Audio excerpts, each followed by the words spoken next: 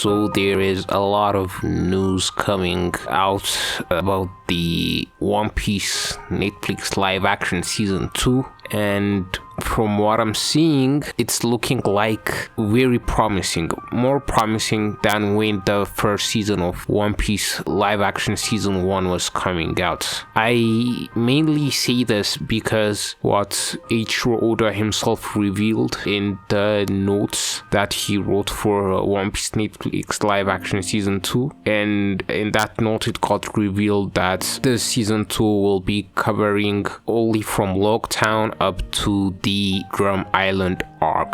Alabasta is not going to be part of this season 2, and I'm very happy that is the case, because it shows that they are not going to rush this show. They're going to tell the One Piece story properly. I've heard a lot of complaints about Alabasta not being in this season 2, and I understand the grievances because 2-year gap between seasons, so it's very understandable why people might get upset, but I'd rather wait 2 years for a story that is told properly rather than speedrun through the entire story and have a mediocre One Piece live action. I'd rather have a properly told story, even if it will take longer years to cover the entire story. That's how I feel. Some people don't feel the same way, but I'm happy. Now, I'm pretty sure writing wise, One Piece live action season 2 is going to be better than season 1, just because of how it's going to be structured. We're going to get Logtown up to Drum Island in this 8 episodes. I'm pretty sure that this One Piece live action season 2 will be better than One Piece live action season 1, even though we won't have an arc that is as intense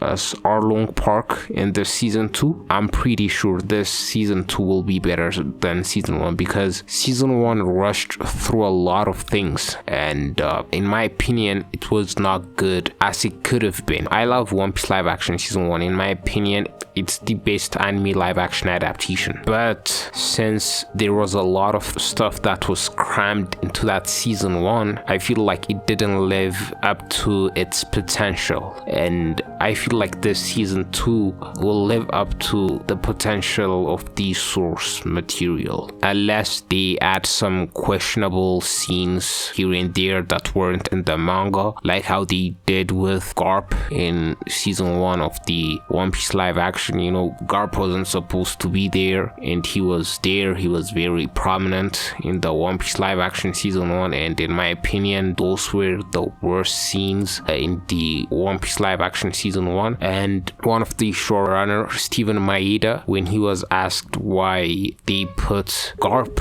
in there, he was like, oh, the story needed more tension, we need to add a marine who's going to chase the straw hats, that's how TV works. But in response to that, I say that's not how long form storytelling works. By changing stuff here and there, you're messing with this intricate thing that Oda created. When you change stuff, since One Piece is this connected long narrative, you might end up messing something that will come in the future. They need to understand what makes long form storytelling work. One Piece is a long form story, so I hope they fix that aspect that I think was not well done in season 1. Another thing I'd like to talk about is, even though One Piece live action season 2 looks more promising, there is more controversy in regards to One Piece live action season 2, and that's mainly because of some of the casting, mainly Robin's casting and Vivi's casting. Robin's casting, the controversy is that she is Russian, and the conflict that is going on with Russia and Ukraine and all that stuff, and people are saying don't cast a Russian, and to that I say, yeah, what is happening in Ukraine is very bad, it is abysmal, but to blame every Russian in existence is unfair.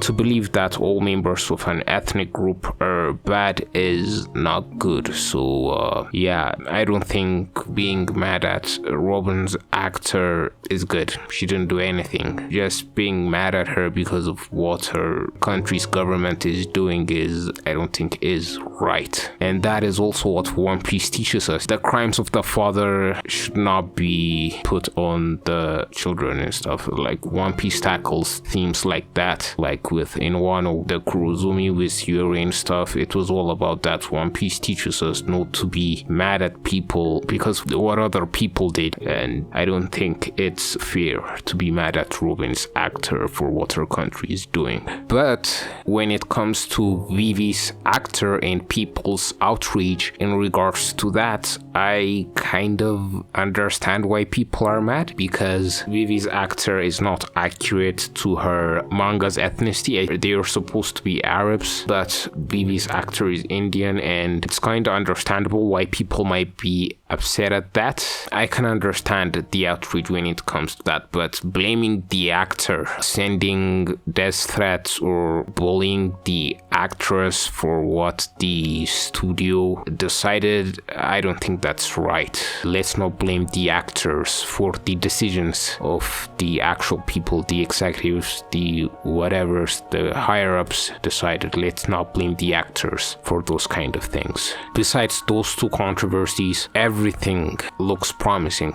more promising than season 1 of One Piece looked, and I'm very excited about this. And yeah, the big question when it comes to One Piece live action season 2 is, how is Chopper going to look in this One Piece live action? And you know the memes, we've all seen the Rock picture and some cursed Chopper concepts. Those pictures are very hilarious, but from the glimpse that we've gotten from Netflix, Chopper looks really good. His ear movements looked really smooth, and I hope that's how he's going to look in the entirety of the One Piece live action season 2, or when we get to Drum Island arc, because them getting him right might make or break the One Piece live action, because Chopper is a main character, and if they do him terribly, that is not going to be good. I'm just gonna say that, but I have faith in the people who are working on this One Piece live action. And the casting of Mr. 3 is also really good. It is David Dasmalchian, and again, I hope I didn't butcherize the name. He is, I think, the biggest actor in this One Piece live action so far, excluding the narrator for the One Piece live action. That guy, I think, played in Pirates of the Caribbean, but David Dasmalchian, he's going to be playing Mr. 3. I saw him in Suicide Squad. In the second Suicide Squad was Peacemaker, and I really liked him. It looks like he could play the goofy characters based off of that, and I think he will do a very good Mr. 3, and it's really nice to have a big name in this live action.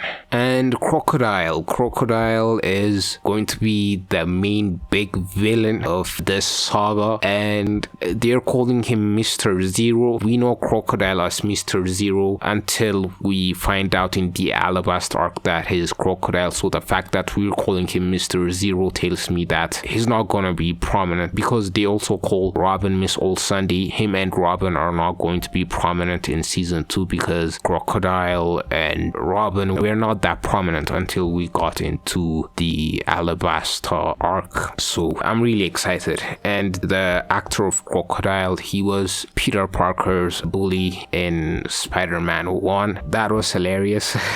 But from his interviews, he looks like he is taking his role as Crocodile very seriously. He talked about how important it is to show Crocodile's mindset after being defeated by Whitebeard, losing his dreams. He talked about how Crocodile losing his dream left him hurt, disappointed, and unable to trust others. And Manganiello, I hope I did not butcher his name, he promised to do his best to bring the iconic villain to life. And I'm very excited about Crocodile because the actor himself, he's doing his research on Crocodile. This level of understanding Crocodile's character is just a green flag to how dedicated he is to bringing Crocodile to live action. And I'm very excited because even if sometimes an arc sucks, if you have a good villain, that arc can still be really really good just because of the villain. And I'm not saying Alabasta arc sucks, it's one of my favorite arcs in One Piece. And if Manganiello, again, I hope I'm not butchering his name, if he does Crocodile really well, man, like season 3 of One Piece live action is going to be absolutely good. Because the thing with Alabasta is, it's, in my opinion, it's the first epic